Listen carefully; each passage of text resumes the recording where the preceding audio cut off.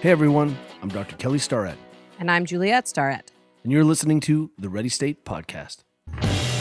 You got it. You better stop it. This episode of the Ready State Podcast is brought to you by our friends at Momentous. So let me just dive into my little kind of personal history. I just got back from a little consulting trip working with a big team in Europe and then did a little speaking at a conference. And Juliet and I just had this kind of crash. We're going to zip to Europe and leave our kids behind. And one of the things that goes out the window there is our sleep, we know, and our exercise, because we may or may not have access to gyms. So the one thing we focus on is walking. And when I say walking, we don't just walk like 5,000 steps. We really try to get our 15 to 20,000 steps. One is that it really helps us sleep to accumulate enough fatigue that we actually want to have that sleep pressure and go to sleep. And two, it's the one thing we can sort of control. We're just going to walk everywhere, then eat the pastry, and then walk everywhere.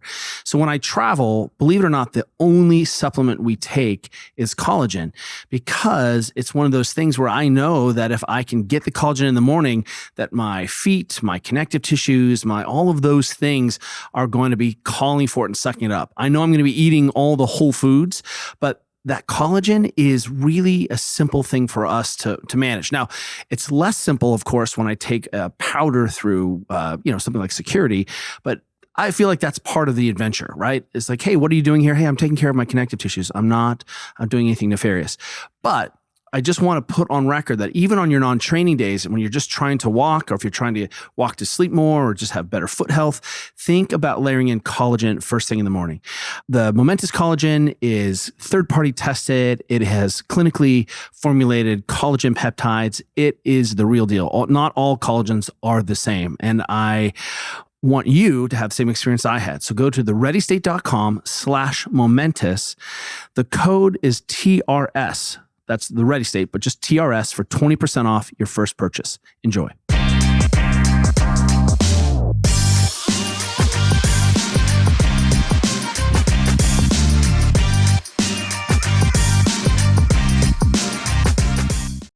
Kenny Kane is a lifelong performer and coach who's fueled by improving quality of life for people in very principled ways.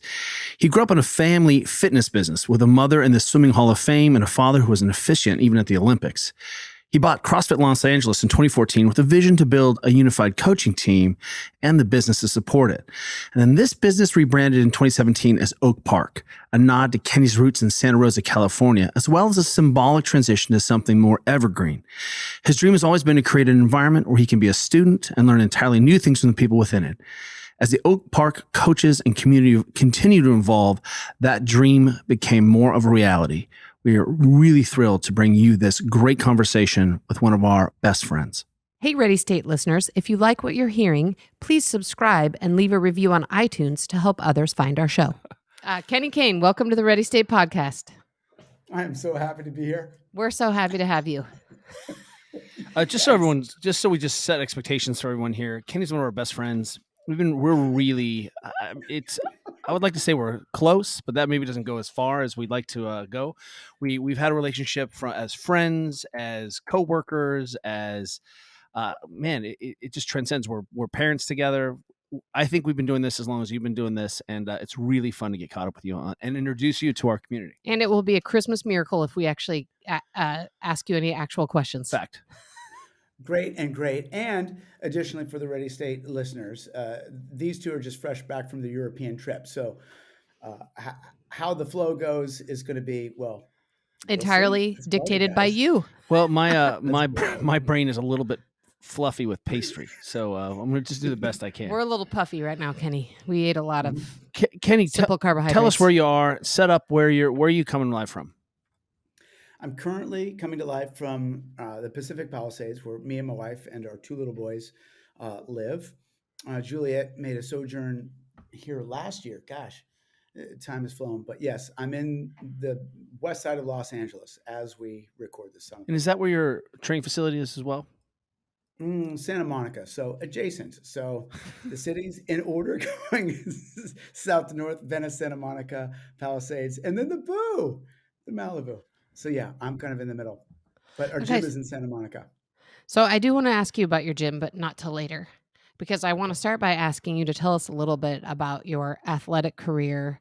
And also, that's going to lead into, I think, like many people, including me, you have not had a straight path to your current professional situation. And I want to ask about that. No, sure. But I know, and also, I know because your own athletic background is so tied to your parents who were amazing, amazing humans. Maybe you could talk a little bit about them too. And let me just set that up for everyone that one time someone was writing an article about Juliet and they tried to summarize her transition from world champion, et cetera, to gym owner. And they just said, lawyer turned personal trainer.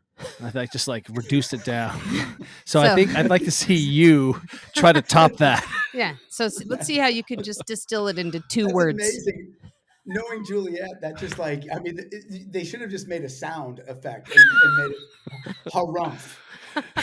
Harumph. Step 1, law school. Step 3, personal trainer. Totally. So, well, for me, look, I grew up just north of where you guys are at in Santa Rosa, California. Born in the city, you guys missed it. You're in Europe, but great finish to the Warrior season It was awesome. last week. It was amazing. I grew up in the Bay Area. My grandfather was the president of the AAU in the late 60s and early 70s. And that kind of set the stage for our family's experience with athletics. At the time, that was the governing body for, world-class athletes in the U.S. And my mom kind of raised me with an athletic mind, but also a coach's mind and a performance mind unknowingly. She was a world-class swimmer. She's in the Swimming Hall of Fame. She can coach anything and has arguably the strongest kinesthetic eye I've ever been witness to. She used to, as a teenager, enter all male races and swim shore to shore underneath the Golden Gate Bridge. This is in the late 40s and early 50s when it was still a prison. And she used to, on dates with my dad, swim out to Alcatraz as an 18, 19-year-old. And the armed guards would walk up to her and go, you got to turn around. And they'd be dumbfounded because, the prison was built because nobody was supposed to be able to survive the swim leaving there. And here there is this teenage girl swimming out to Alcatraz for shits and giggles. Yeah, it's no big deal. Here I am on the dock. Made the Clint Eastwood movie look dumb. Yeah. Like Top Gun, when you're flying up there and then all of a sudden there's like a kid in his homemade airplane next to you. What's up, Tom? Yeah, I understand. And so, growing up with that, my mom was just a beast mentally. And she just unintentionally sort of required that of me. And so, at a dinner table as an infant, I'm, with Mark Spitz, who was routinely at our, house for dinner and this kind of thing. And so we're just around this pedagogy of coaches and athletes. And, my mom's coach was the first swim coach on the planet to use something called intervals. And so again, this is 7 decades ago, but like at the time, obviously novel, but just so much life instruction being the first, like, everybody listening, we just assume that intervals are to be used if we're adapting human physiology. And yet she was literally on the cutting edge of all that as it began.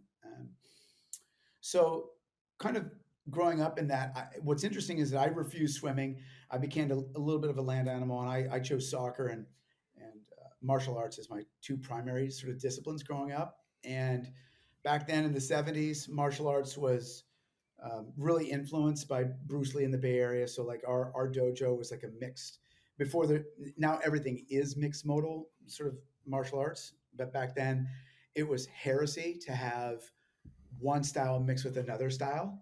And so I see you have a Shaolin style. It's like, and then those were fighting words apparently before that. And so like a lot of the dojos, that dualism started to collapse and people started to really be in the mindset of like, you know what, let's exchange ideas more openly rather than be closed. And such was our dojo. And I grew up with, that I started when I was 6, turning 7 years old, that influenced every bit of my directionality. And that coupled with my mom, it allowed me to kind of do semi-reasonably well as a collegiate athlete and a post-collegiate athlete in soccer and track.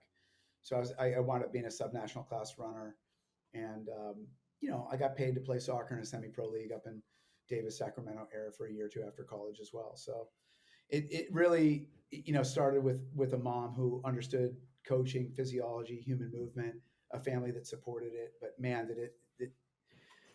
I think the best life lesson I ever got from my mom was just sort of the necessity of developing your mind and your body. And there was there was a moment where I went to UC Davis and we were at a track meet, and I just finished running, and she pointed out something about my teammates when I was cooling down. She happened to catch me on the cool down run, and she goes, "Just look across the stadium." And I looked across the stadium, and she goes, what do you see right there?"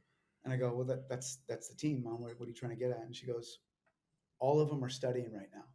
So between their events, like all the Davis athletes were studying, and she just made a comment like, in that moment, "You're in the right place." And that's how she wanted me to be raised. It's like there's no distinction between developing your mind and developing your body. These things are inexorably, you know, they're meshed together, and they must mesh together. And You so sure they weren't on TikTok? uh, and so begins this whole concept, which has really been driving me on that, to this a world in which I'd like to live that includes intentionality, not impulsivity. But we can speak on that. We can speak on that later. Let me ask you this. So you Speak on grow that, up Andrew. in sort of this mindset of really human potential. That's really, I mean, it's a sort of a weird word people bat around, but you're around elite athletes who also are very much thinking about developing mind and the brain around that, sort of just more being a rounded person, integrated person. And then you just said at that moment, you're like, I'm going to be a coach. You knew after your like, No, is this in where we go fact, from lawyer to personal trainer? Like, can you explain? yeah, no, Because that's a how pretty long? This is when you went from amazing, sort player to comedian. yeah, pedigree. Yes, well, Can you school talk teacher about first. what that Yeah. how does it, you, because I know you as a coach, and I've always known you as a coach in the almost 20 years that we've been friends, Mhm. which is shocking since we're That's both some BS. We 19. know him as a comedian too. Do we? I mean, I do. And, I do. Yeah. well, I mean, originally became familiar with your work on Southwest, which we'll get to in a second. But in the in the meantime, there's true facts, ladies and gentlemen. We'll get there in a second. But talk about, did you, because you said, hey, I'm not going to be a swimmer. I'm going to be and that can be happen because you just grow up immersed, no pun intended, with a culture that you're like, I need to find my own way. Your parents are great athletes and coaches and run an incredible facility. Did you say, I'm not going to do that? Was that a conscious thought, or did you fight Yes. that power? 100%. Like I'm finishing, high school, going into college, and I'm just seeing my mom, who's running a fitness facility in Santa Rosa, and she's still coaching, but mostly retired at that point. And I'm looking at this, going, "Man, I want no part of this. I want no part of this." Although it is so in me, Right. and I think in the end, the thread that puts all this together is there's something about performance, period, that allows a human being to step into the moment. And whether you're doing stand-up comedy, a track meet, a soccer race, a triathlon, a hip hop routine, it doesn't really matter. It's all the same thing psycho-emotionally. You need in a moment or two, or in 17 days or 6 months or whatever it is, you need to step up and go. And it's that time. And Do you think I people think most don't make those connections? They're just like, they're exercising because it's good for their heart, or they're trying to change their body composition. That most people aren't recognizing that well, look, potential for that. Look, you and I have been advocating for a long time. We need to retire sort of a siloed consideration of what our physicality and our mentality mean. Like as our good friend Andy Galpin always talks about, hey, look, there is a line between psychology and physiology, and it's always dancing back and forth. And you can go upstream or downstream to positively and or negatively affect both directions. And in the middle, you've got the nervous system kind of like, putting through traffic. But in the end, yes, like people perceive it to be that siloed, but in the end, our job as expert coaches, communicators, is to kind of go, that's good, your heart is pumping, but also there's a lot of other stuff going on, and we need to contextualize that to a greater degree to have an A be more efficacious and solve a real um, situation, which is the health of the planet, which is a larger concern, but we can do that in our sort of immediate circles. So, growing up with look, I mean, every coach that I came across that was coming to family dinners that, my track coach in college was the Olympic coach for track and field in 96. The commonality in all these people is that, like, yes, do they understand this thing to the most expert degree? Like, what position does your big toe need to be in to get the optimal push up, all that. And what's happening in the being of the person. Like, they're running in concurrent timelines, they're not separable. And so that was just taught to me through martial arts, by being exposed to these people, and just by, just continued um, repetition, really. I mean, it was just like growing up around that, just sort of the way, whether people were explicitly communicating it or not, but they understood that the human with the physical with the human, that they just go so together. And my mom could press on people. She could just put the thumb on you and just kind of go and just lean in. And she was so fierce. And she when she just kind of like look at you, our track coach in college had the same intensity, but she just kind of like get at you, and just by a look, it would just be like, okay. And the look wasn't so much like what's going on in your body. It's like, what's going on in you? Like, where are you at? Where are you at right now? Right now. Because we either need to fish or cut bait. And which is, the ultimate, you get back, it winds up being fairly simple. Like, today we're going to go hard. Today we're going to go easy, because I can see the look in your eyes. Am I correct that your dad was also very sporty? Number one, that's part A question. And then part B Mhm. question, isn't it interesting that you look back on sort of your mom's contribution as, like body and mind connection, but then also she was running a fitness facility and was an entrepreneur, and that may have some connection to what you're currently doing at this moment. 100%. 100%. Well, so two That's things. called Like, that's called family trauma, where you just pass Yeah, on yeah. the, So you're the you're generational family trauma. I mean, you can't escape it. Caroline and Georgia, welcome to your gym. the and it's funny because my mom was trying to like, oh, do you want to? And just as a little sidebar, you and I had talked as well. It's been probably a decade now since we talked about the potential of like having like a human performance institute just north of where you guys are at, using the yes, the 60 camp. acres that was Yes. once the Oak Park, but that burnt down in the fires in 2017. Um, yeah, look, my mom really did want me to take over the family business, and that did start to circle back after I just needed to rebel and go be a stand-up comedian for 15 years. But in that rebellion, I just I didn't exhaust in my teen years. I just waited until my 20s and then kept it until I was 40, and then went back to back. Fitness was always a thread, and the other part of it that is highly influential is my dad was a hilarious dude, and he, just by his nature, my mom didn't frankly have much of a sense of humor, but my dad was hilarious. And I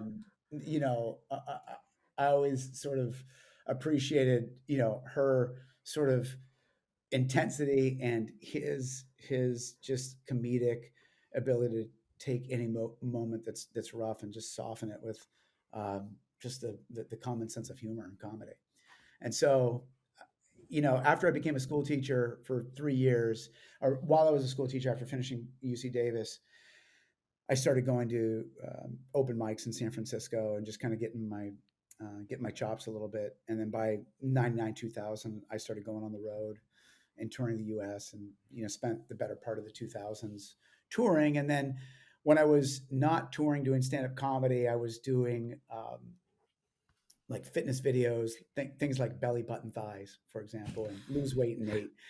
Yep, those are Peanut butter videos jelly that I've time. made. Peanut butter jelly time videos. Peanut butter jelly time. And so the that really became like, I'd come home from gigs, and I was working in fitness all through 2000s, and it just got to a point where in stand up comedy I started, you know, being inspired by my father really, and then kind of going, okay, I've become part of the 1% that has thought of being an artist for a living. I'm doing that, and I also made a conscious choice at that point. The year of 210, my first child Cameron was born, and like in that year, I started kind of going, I'm really second guess this stand up comedy thing for a living.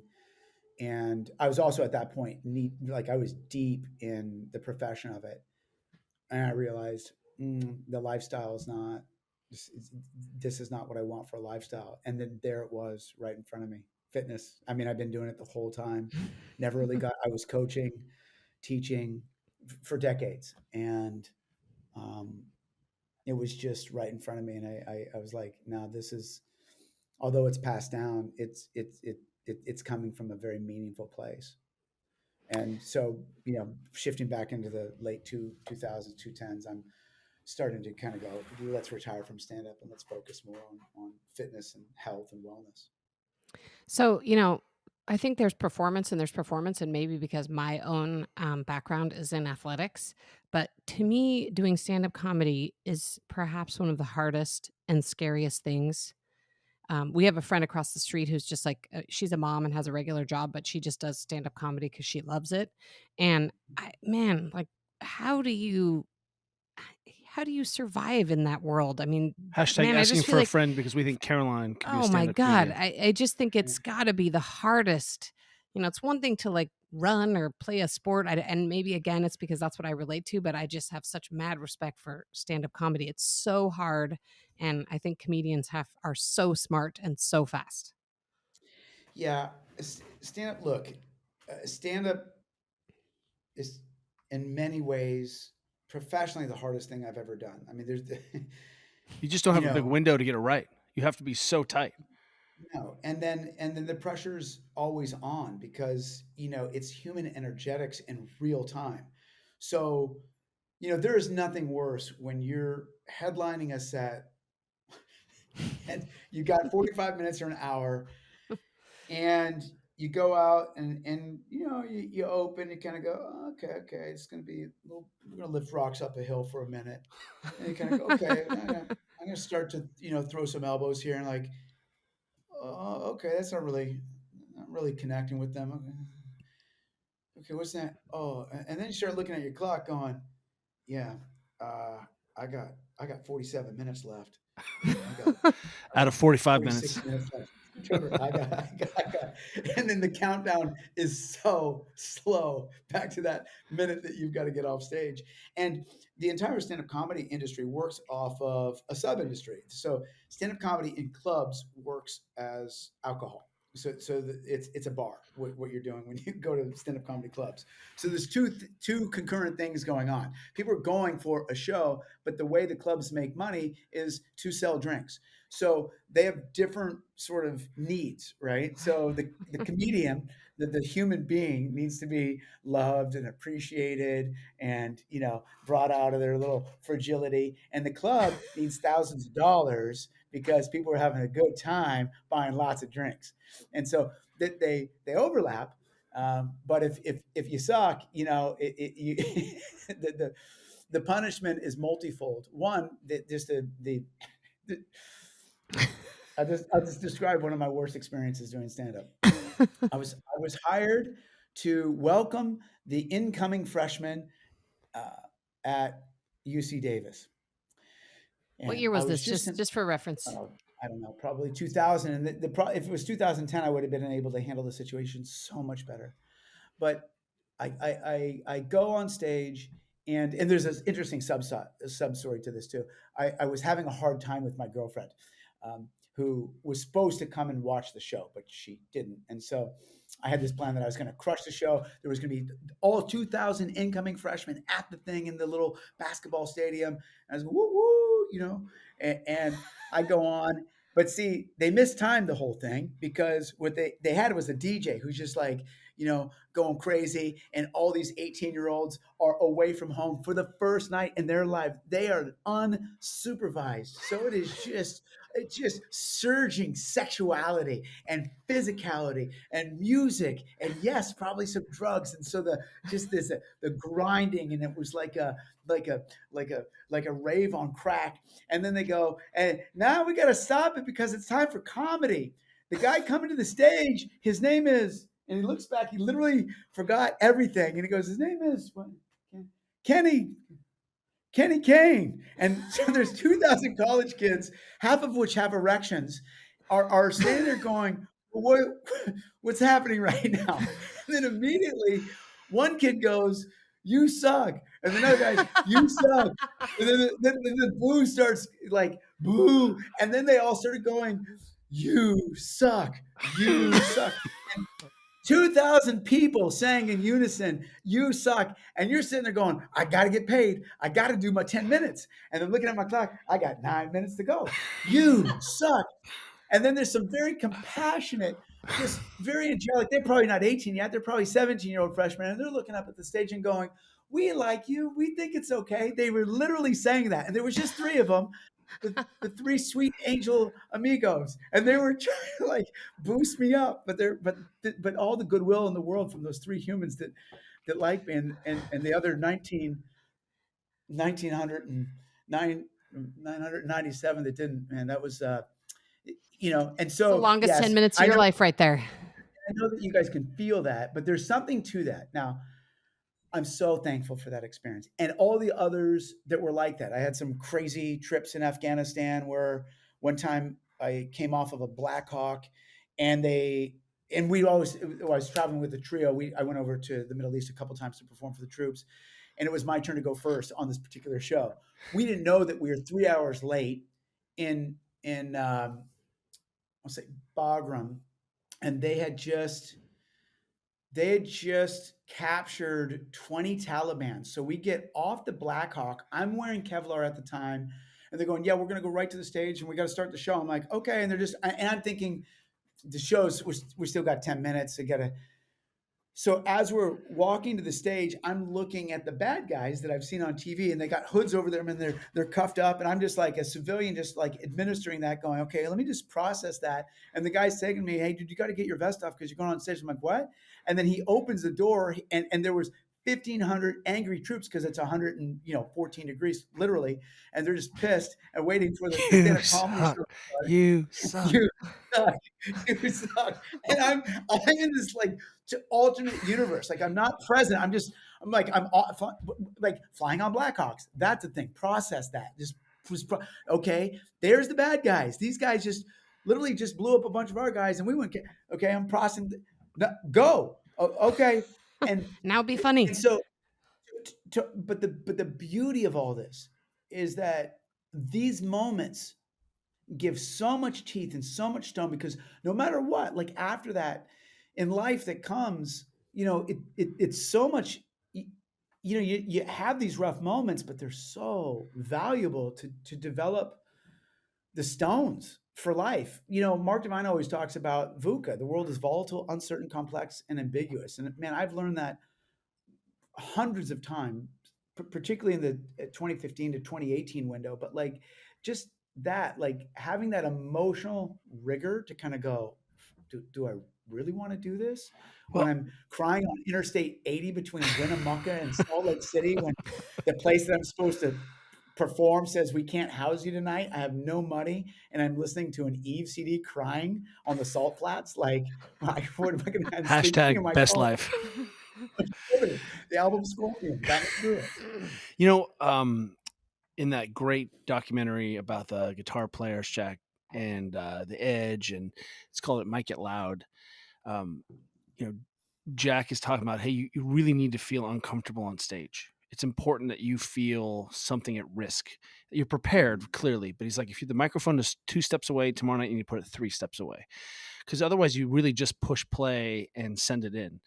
And even if everyone doesn't know, and the experience and performance is different, if you're not sort of struggling. And what I hear underneath that is this ability to walk in and quickly understand the people and the context of the room you're in. And if you go in with this perfect plan, you know, you get in the face and, you know, your plan doesn't work anymore. It's so interesting. You know, we were just in Germany, you know, yesterday morning, and I just ran a camp for 300 people. We couldn't go outside, and they're like, by the way, we have no equipment, and 4 hours go, and it's Right. 98 degrees in the hall. And so, you know, there's a lot Yep. of adjustment and, you know, working and trying to just, you know, give people this experience. But I understand that the power of being really uncomfortable, having imperfect things, and the practice of that for decades, you cannot substitute that. Not having a chance to Yeah. warm up as an athlete, not having a chance to have perfect food, not having a chance to have the right equipment, to be in a fight with your family or feeling something uncomfortable and still having to go out and cobble it together is what I just heard you describe, which is really amazing. I mean, those are bitter, bitter lessons. Yeah. I Hopefully mean, you can come out intact with. yeah. I mean, you and I quote our good friend Laird all the time. Like, you know, he talks about it. He talks about it in the context of a hamburger. If you can't eat a hamburger as prepared, you're a liability, which I really appreciate that. And Like, if if you you're go out and bonk because you haven't eaten for a while and now your precious little food thing, you're also a liability. totally, How do you become totally, less of a and liability? yeah, and that is to be in these positions. You know, as you were talking, I remember one of the more poignant moments of my life was in, you know, 2000. It was 2010, and I was driving to teach hip hop, and Already a great so sentence. yeah, driving to teach hip hop, right? And my baby mama. So I was working. So let me just set up the story. So I was working in Vegas. Very lucky. Bud Friedman, who's kind of a legend of comedy, loved me, and he used to send me up to Vegas to work 3 or 4 times a year. And um, the I met a girl there while I was working in Vegas, and so what I learned is that the first rule about Vegas is that sometimes it comes home and follows you uh, to life. And so, so a condom broke is the short story, and then I get a call a month later from this gal, and she says, "Well, I'm pregnant, and I'm a Midwestern Catholic, and I'm not going to do anything about it." And I was like, "Okay," and I was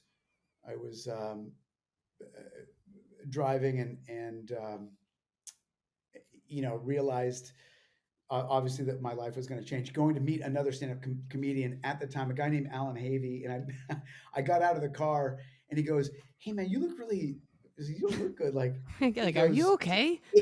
No, he goes, did you knock somebody up? And I got more white. And he goes, no. And I go, just like, yeah. So he's just like, wow. And comedians love stuff like that. They're like, wow, it's hilarious. I'm like, oh my God, right now it's not.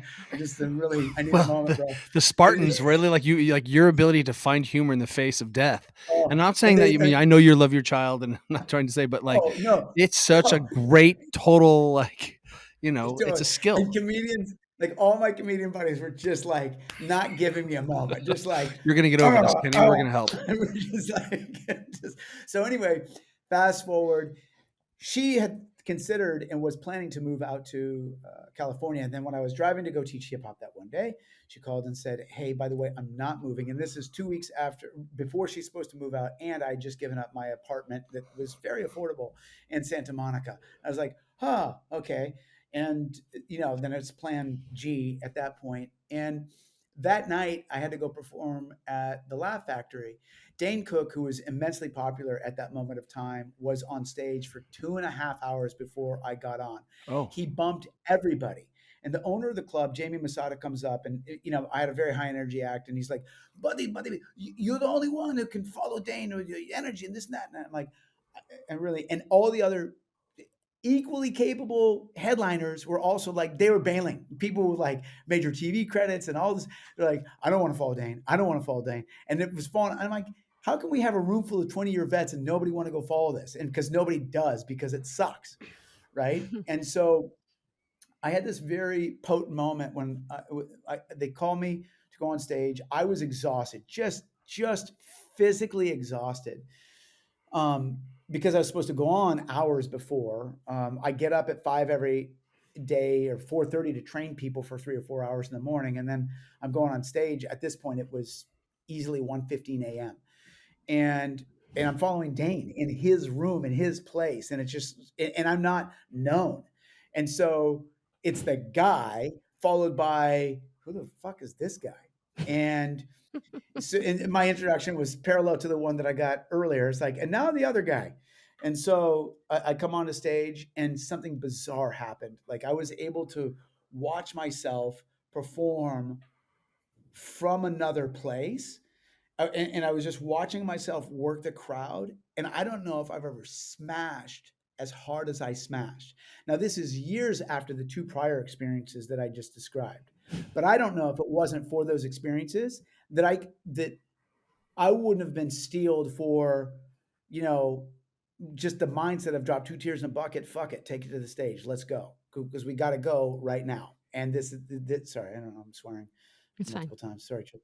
Um, and so, and so, in that moment, like I got off stage, got up the next morning, trained, some of my people, and I just realized, okay, I've made a decision. I'm obviously my daughter's not going to move here to California, but I'm going to stay here and try to figure out how to parent from California. It was one of the more brutal decisions that I've ever had to make in my life, but there was a lot of things underscoring why I needed to make a choice that was right for me, in the context of what had just happened 24 hours, and realizing I wasn't going to be near my daughter as she was raised. And all these things happening in overlapping degree, and just being able to kind of like push it into the performance of the moment, to really force myself to grow. Well, what it reminds me of is that Juliet is a total gamer. I mean, she's okay in her day to day Yeah. life, but if you actually put Yeah. Juliet under some real pressure, Yep. she only really gets better. I mean, Yeah. Juliet has done things physically and emotionally and spiritually and physically. If you Spiritually. if you've seen 100 Foot Wave, you get that joke. And the idea here is that because Juliet's been competing, and is a world champion, national champion, state champion, and has been competing forever, when it really gets gnarlier, she is able to actually be better. So I feel like the same things happen to you. The moment of following that comedian Dane on stage is it's the end terminus of 1,000, 10,000 experiences. Yeah. So let me ask you, now I'll put it, you own a gym, and I'll put capital G because it is not just a gym. How are you thinking about shifting or training those capacities in physical experience where people are coming in 3 to 5 times a week?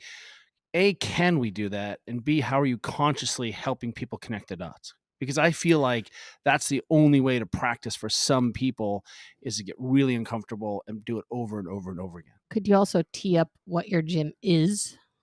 Yeah.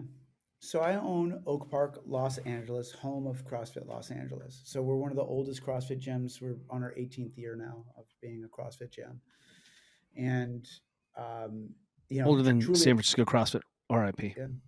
yeah, yeah, RIP, and truly one of the old guard. I think now what's left is I think we might be number 2 or 3 of like the original sort of first 10 gyms in the world, and I think look, we've seen a lot of evolutions, but to answer the question more directly, like what I'm interested in right now is, if you take a very simple thing, and how do we communicate this in ones and twos to our people? Greg Glassman had a great fitness pyramid that we all bought into, and for those that aren't familiar, it's very elegant. At the top of it, you have sport. At the very tip of the pyramid, if you can picture that, underneath that you have weightlifting. Underneath that you have um, gymnastics or body weight control. Underneath that, you have metabolic conditioning. Underneath that, you have nutrition. So that's like a pretty like eat right. Hey, do your heart and lungs work? Can you hold your body up by itself?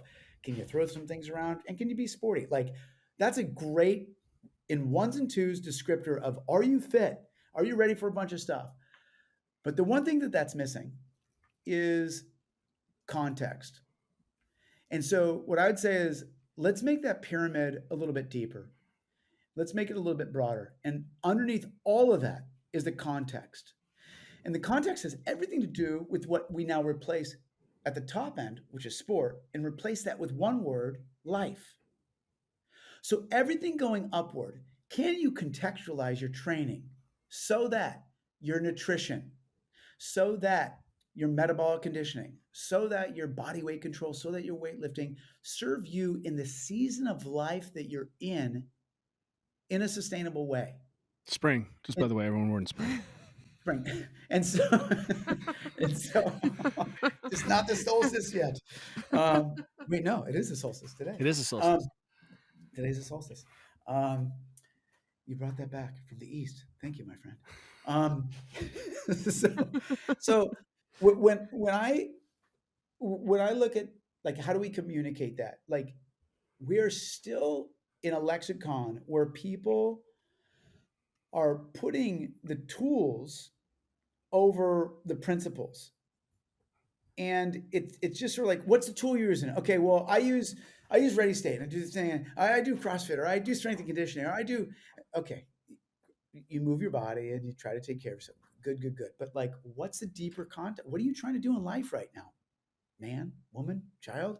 Like, that's the important thing. And asking that starts to really ignite often confronting questions for people because you ask a fundamental question.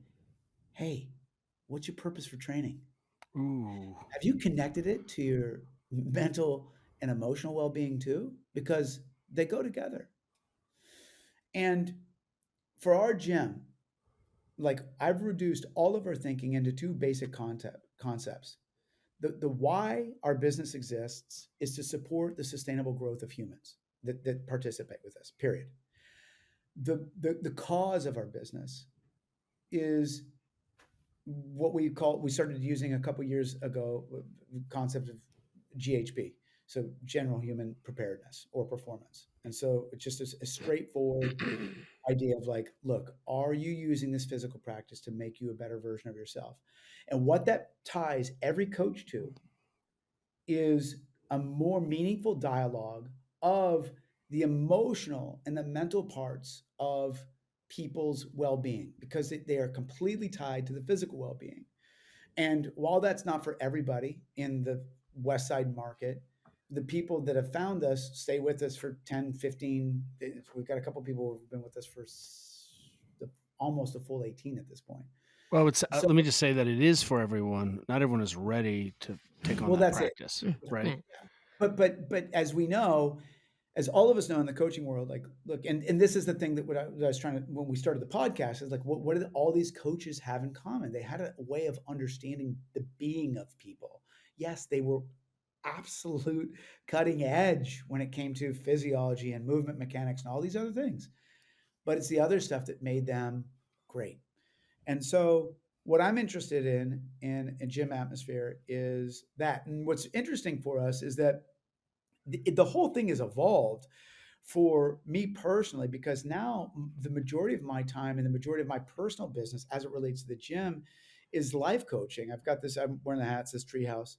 And we've got a kind of a tip of the spear group called the Treehouse. And the idea of the Treehouse is we grow ourselves, we grow each other on purpose. And effectively it's a men's group, but it's about a 1.5 year curriculum with really, high cost buy-in. But we get down, we do a lot of physical work, but we do a lot of psycho-emotional work. We bring in mental skills coaches, guest speakers, and we meet routinely in formal settings, and then we meet informally, working out, sauna and ice, these kind of things to kind of like bridge the gap of where their growth is as humans. And so, by allowing this conversation, it's allowed me to grow personally, but also the gym to grow in meaning for people. And I just feel like that is, and my biggest hope is that, humanity at some point really starts to like appreciate the role of their physicality with their spirituality. Again, martial arts has a lot of influence on my thinking there. But this concept is 5,000 years old with the yogic practices, so it's not, you can't really strip it away. Like, you know, how you're being in this thing is how you're being elsewhere, and that's really compelling to me. It's like this, yeah, that's a practice that's sustainable. The methods themselves are just tools that you're using along the path, and you can be curious about those things and retire them or bring them back or whatever. I'm less concerned about that. So I Do don't you know if feel that like, answers. I mean, you've been talking, you and I and Juliet, the three of us have been talking about this practice for a long time too. It's like great. It's not just how many calories you burned today. Like, how did you feel? What was going on? How did you confront? How did you, all those things? Where else do you think, if it's not for the gym, because the gym doesn't always live up to this? I mean, just go on Instagram and you'll see what I mean. Where do people, because we feel like the gym is the only safe place in the world, and it's actually the only place where anyone maybe has exposure to a tool set to talk about sleep and the physical based practices and how they interact and how, when things are hard, how they deal or how they manage little doses of micro fear and uncertainty. Where else do people get this in their lives? Because here you are in LA with theoretically people with lots of resources, and yet I think you probably would agree that most of the people in here are like, wow, I have never been asked of these things. I've just sort of blundered my way through without any meta awareness of how I work and in the underlying processes of my own self. Is that a fair characterization? It is, but also time's catching up. So as people get better at so where we lose people, look, this conversation is 5,000 years old. It's not new. No, wait, One, wait, wait. No, no, no, no but but way. but two, communicating it in a way that's meaningful for people, in ones and twos, and then having an experience with it. One thing we do a lot, and let me try to answer the question from the lens of like some people relate to competence and some people relate to sincerity, right? So what's gone in the world right now? Trust. And it's very hard to trust right now. We're I would say at a moment of human time where that's, and so all of us are wired biologically to kind of go, the, the competent biased ones are like, does this person know what they're talking about? Yeah, okay, if they do, I'm going to follow them. And a lot of things are kind of built on that. And then there's a whole other group of people who are like, yeah, do I like this person? And then they trust first in that regard. But every human is a pinwheel of both of those things. And so our job, I believe, as you know health, wellness, and fitness experts, is to chunk these conversations down in ways where we kind of tie the emotional piece of it and the mental piece of it, and to many degrees the spiritual piece of it, to the physical. And again, you speak of like, hey, we got to get rid of this siloed approach because it's not, we're not progressing as much as we could be if we had a more global lens to kind of look at this thing. And agreed. And I think the way that we can do that is in our communicative abilities, but then also understanding, like, we can charge people. It's like, here's all the goodies. And like, 50% of them are going to go, the competent people are going to go, that's a good list. I like that. I'm going to start. And then the other part of it is like, hey, come with me on this thing, man. You're going to feel great. Just come with me. Trust me. You can be all right. And if they're feeling that, they come with you. And if they like the other thing, and then, but you are, we got to be extraordinary at what we do so that we can start bringing people along. I think one of the biggest misgivings in the market of fitness, health, and wellness is, what I would say is like, some people, depending on what their product is, business principles often get applied to micro gym environments. And the irony there is that ideas scale, but human relationships do not. And that's just, you and I have talked about Dunbar before. I'm a big fan of tribe and self determination theory. Look, gyms work really well in micro environments up to 150, 200 people. And then after that, the wheels start falling off. Coaches peel off, clients peel off. They're like, screw that. And that's just, but that isn't necessarily anything to do with the system or the personnel. It's just, that's humans. That's humans. We got about that much space. So have a business model that's related to that and understand that, like, we all care for the people that we guide. And so just start with that, because that brings meaning to us professionally. And if there's lots of us that are good, then we can start answering the question, Kelly, how does this spread? I think it starts by, people who understand it, who can communicate it and lead the charge, in these small little micro communities. And that's a very specific vision, but I really do, you saw it at your gym. I've seen it at mine for forever. I mean, there is real life changing that's happening. It's happening, but it's hard to scale that, so depending on and that's why I say, hey, look, we gotta, be careful what business systems we're applying, because if we're talking about human relationships, that's a faulty assumption. And so sometimes business principles on like human relationships, it's just like oil and vinegar. It's like, yeah, you know, um, We always felt like we could only ever have one gym. Yeah. We just right. People are always like, do you want to expand? Do you want to own multiple gyms? And we of said, course, we other people already do that, but yeah, we are ready. We noticed this like the moment we tipped over 150 members, it was different, and we had to work a and lot we're harder. like, yeah, and how could we begin to scale this across gyms that are all over the city, and we can't be there, and our own imprint can't be on it.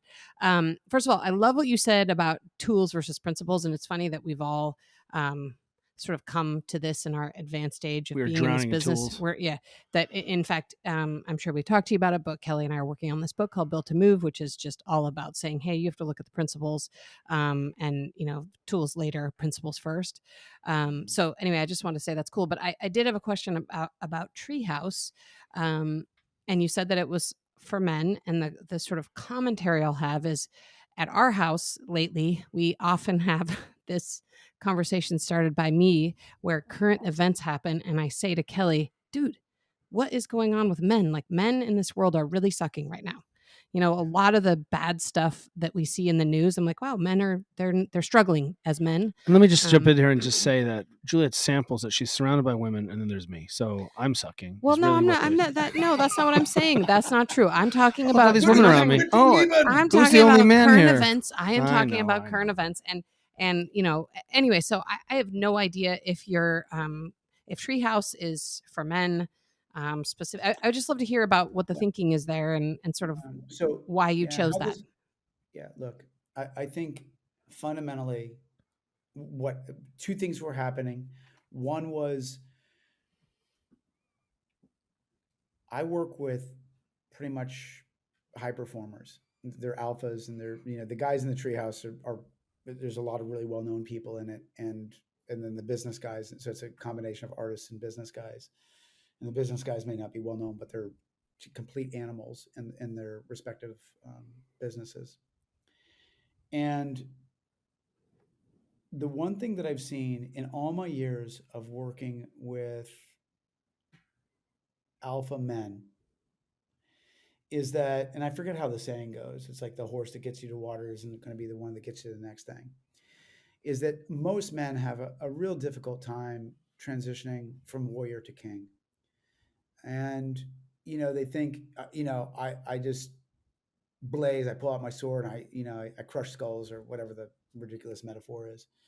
And it's like, okay, maybe for a minute, and that works for a minute, but then it doesn't, because I've seen so many of them go through their really gnarly divorces, or the broken relationships with their children, or just like highly dysfunctional relationship with self and self-worth. The pain is real across the board. And so, when I look at the need for healing in that regard, there's just so much space for it. There's just so much space for all of us, men and women. Like, the plan for the treehouse is to extend it out, actually, because men were in my sight line, and they were asking for it effectively. I was going to kick something off like this a couple of years ago, but it finally got going here, after sort of the post weird COVID moment that we're in. But and that pain I empathize with so much, because, in backstory of myself that gives context to me being a leader of this group, is that I understand hardship.